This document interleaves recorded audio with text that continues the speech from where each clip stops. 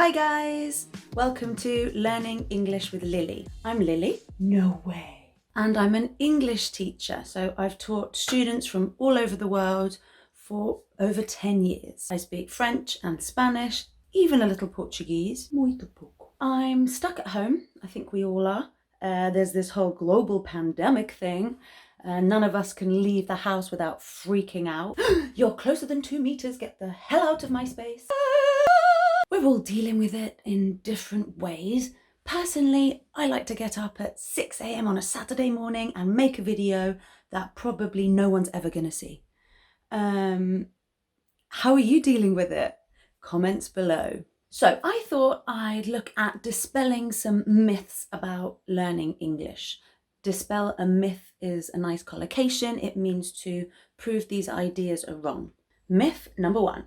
You have to be young to learn English.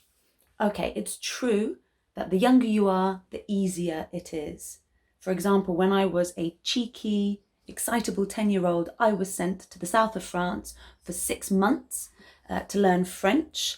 And at first it was tough, but I got there in the end. Salut, je m'appelle Elodie. Tu veux être mon amie? J'aime les pommes de terre. Moi pas trop. Ciao. Mais c'est l'italien ça. So, can you only learn English when you're young? No. My dad was 40 when he started learning French. He's got loads of French friends. He loves speaking French. Okay, he normally only ever uses the present tense, but he gets his point across. Hier, je parle français avec mes amis.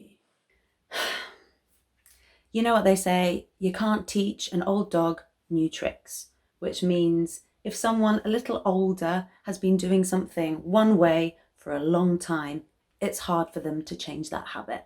Number 2, you have to focus on the grammar. Okay, grammar is important, of course, as is reading and writing, especially with a language like English, which isn't phonetic. Oh, you know what I mean, don't you?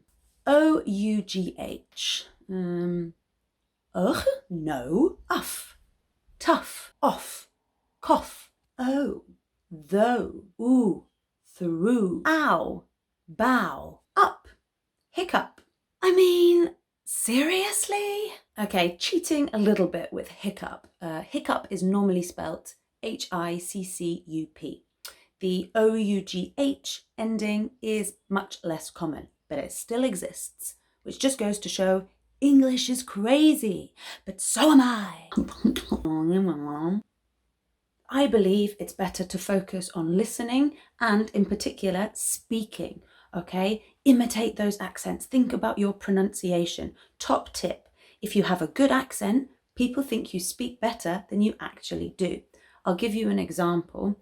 When I finished university, I decided to move to Spain for a year. 6 years later, I was still there. What a passionate country. So when I moved out to Spain, there was a friend of mine from university who had already been out there for about 18 months. Let's call him Jim. That's not his real name. So Jim was from the north of England, from Yorkshire, and he spoke like this. I was in Spain. I was speaking grammatically terrible Spanish.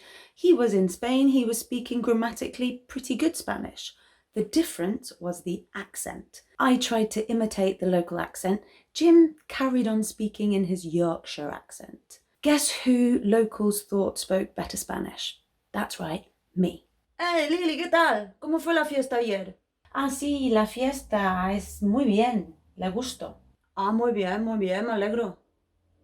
¿Y tu Jim cómo fue? Pues no muy bien, porque había una chica muy guapa, pero ella no quería hablar conmigo. Es que no te entiendo, tío. Hablas fatal el español, ¿eh?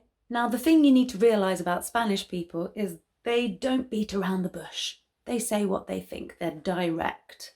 So for example, if you've put on a few kilos because you've been munching on the paella, they'll tell you, they'll be like, hey, you're fatter than last week. In comparison, British people are more polite. They don't say anything if you make a mistake, but in their heads, they're laughing. They're like, ha ha Number 3, you shouldn't make mistakes. Well, if you don't make mistakes, how do you learn? When I first got to Spain, there were 2 words I always got confused. Number 1, pollo, chicken. Number 2, polla, penis. Hola, guapa, ¿qué te pongo? 2 pechugas de polla, por favor. ¿Quieres pollo, verdad? Porque polla es lo que tenemos aquí, los hombres. Ah, sí. No. Lo siento.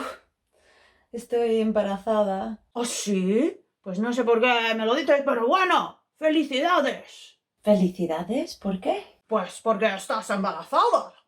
Ah, no. Embarazada porque yo digo polla. No. Embarazada. Avergonzada porque embarazada es que vas a tener un bebé. Yep, there are a lot of false friends out there. It's all part of the fun. Myth number 4. Drilling, so repeating words in order to learn them, is old-fashioned. We need to repeat words to learn them, but we should do it out loud to practice our pronunciation, and we should try and associate an image with this new piece of vocabulary. For example, old school, you could think of a school from the 1950s with chalkboards and old-fashioned teachers. Quiet, or I'll bap you on the knuckles. Myth number 5. You need structure. Okay, if you are a complete beginner, it's probably a good idea to learn the basics with a book, etc. But after that, it's just about as much exposure to that language as possible. So that brings me to my idea for this channel. I thought, I know, I'll make a channel teaching English because there aren't any of them. Okay, there are quite a lot of them, but that's why I'm going to do something a little bit different. I'm going to interview native speakers with really cool jobs or hobbies from all over the English-speaking world. That's the UK, of course, the US of A, Canada, New Zealand, Australia, South Africa. And this will give you guys the chance to listen to native speakers with a variety of accents having real conversations in English. So you'll be hearing about really cool stuff and learning English at the same time, killing 2 birds with 1 stone, which means achieving 2 things with 1 single action. And before each interview, I'll go through any difficult vocabulary to help you. So what have we learnt in this video? Number 1, you can learn English at any age. Number 2, listening and speaking are key, especially pronunciation, so work on those accents. Number 3, it's good to make mistakes. Number 4, repeat. Number 5 is subscribe to my channel for real English conversations with native speakers. Okay guys, I'm going to leave you with a fantastic idiom that you can apply to most things in life. Fake it till you make it. This means pretend you can do something until you can actually do it. That's what I've used for learning languages. I've even used it when teaching English. Oh, Teacher Lily. Yes, Pierre? What is the difference between a who and a whom? That's a very good question. Does anyone know the answer to that question? Anyone? Anyone at all? Ah, yes, Franz. Yes, I think the who refers to the subject and the whom with the M refers to the object. Everyone happy with that? Yes? Good. Okay then. If you enjoyed this video, please like it, share it with your friends, and don't forget to subscribe for more videos. Until next time, guys, see you later.